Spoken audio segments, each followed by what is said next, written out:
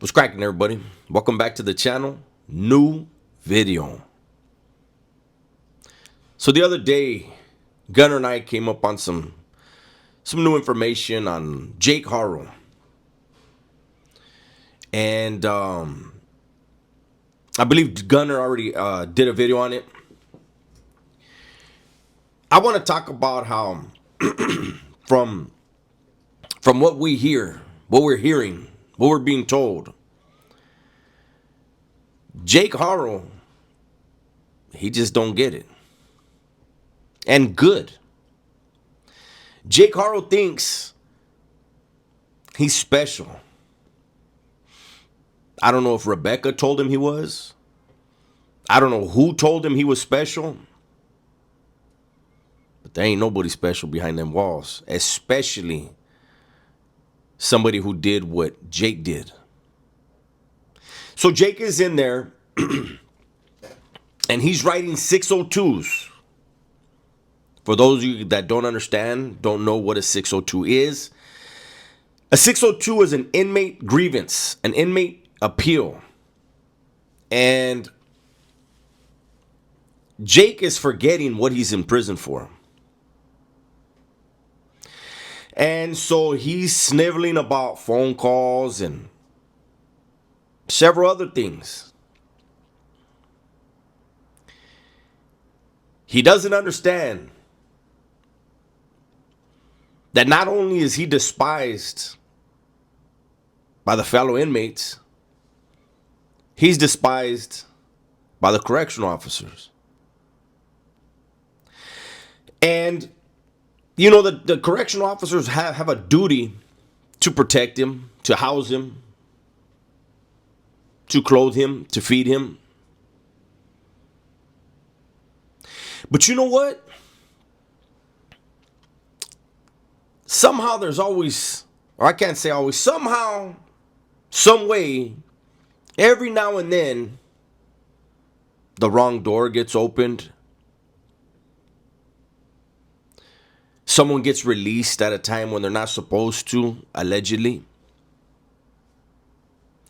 Someone gets a cellie that, hey, you know what? We didn't see this. We didn't realize they were incompatible.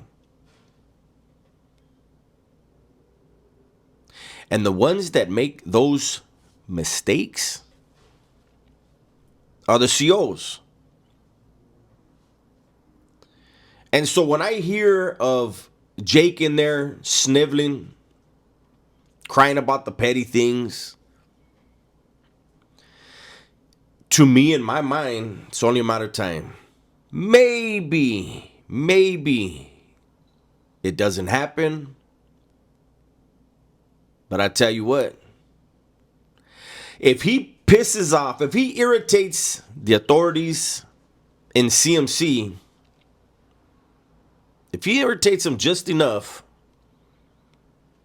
he may wind up getting a transfer. See, you can Google the history of CMC, and you'll see that individuals like Jake, that prison has housed them historically because it's the safest prison in California. And so I don't know if he's mistaking the tranquility, the complete lack of violence where he's at. I don't know if he's mistaking that to it's his place and he's gonna have it his way. No, Jake. You're no longer around a broken woman and infants. You ain't having your way. There's a lot of people that are paying attention.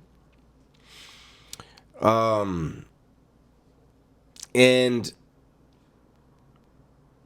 unfortunately, you know what? I don't want to say that. I have to be careful with my words, right? But even a place like CMC, bad things can happen.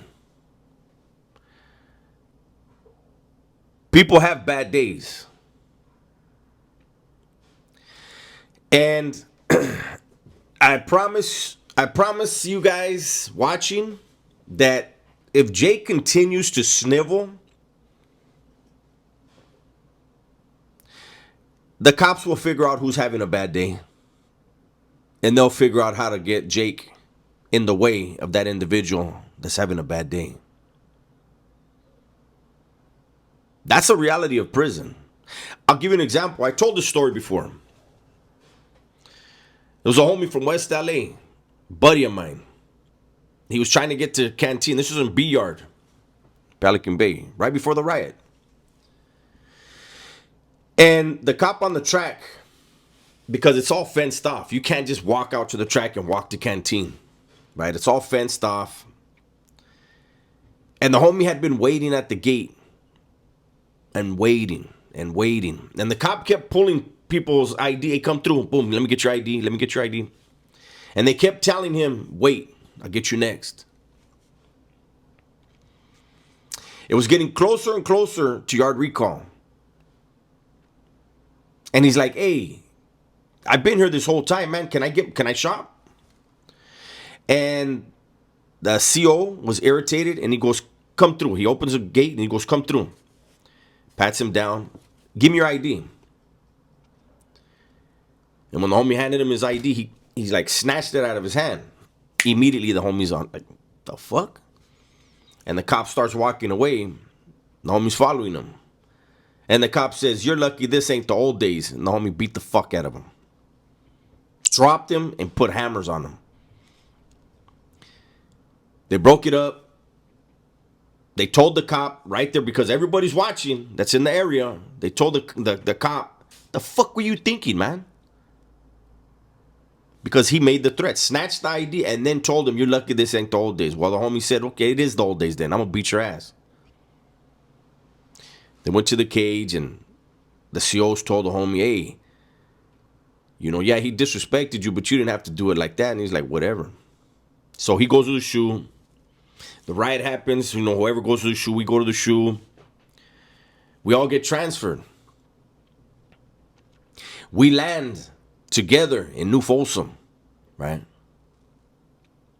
When you land in a joint, they have your C file.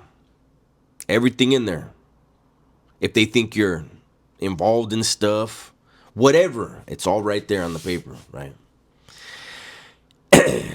What you were in the shoe for, everything, it's all right there. So they issue us all clothes, right? I had my shoes, I had my personal shoes in the shoe, you could have them. The homie didn't. He had state shoes when we went down there. And all the dudes that didn't have personal shoes, they accepted the state shoes. And everybody got their black Yums. We call them the Yums, the bubble gums, right? They're like fake Converse. Fake Chucks, right? Black and white, just like the Chucks. But the homie that beat the you know what out of the cop in Pelican Bay, he got him a pair of bright yellow bubble gums. Everyone else on that bus that got state shoes that day got the regular black and whites. And he got bright yellow shoes. It had been his first time in the shoe. He was a little bit younger.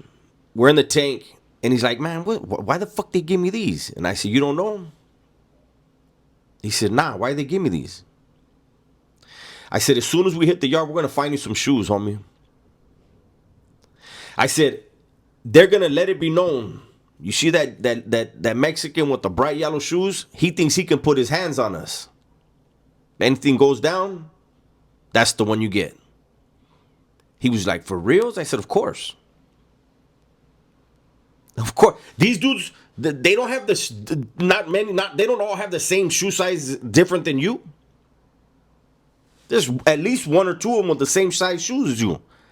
But they got black and whites. You got some bananas on your feet. You're going to be easy to spot if something jumps off. We got to the yard. We immediately got him some shoes. But I tell that story to say, no matter if somebody's wearing blue or green behind them walls, if you disrespect them, they're going to find a way to get you. The CO's got to be a little bit sneakier. But I've seen them pop doors in the shoe,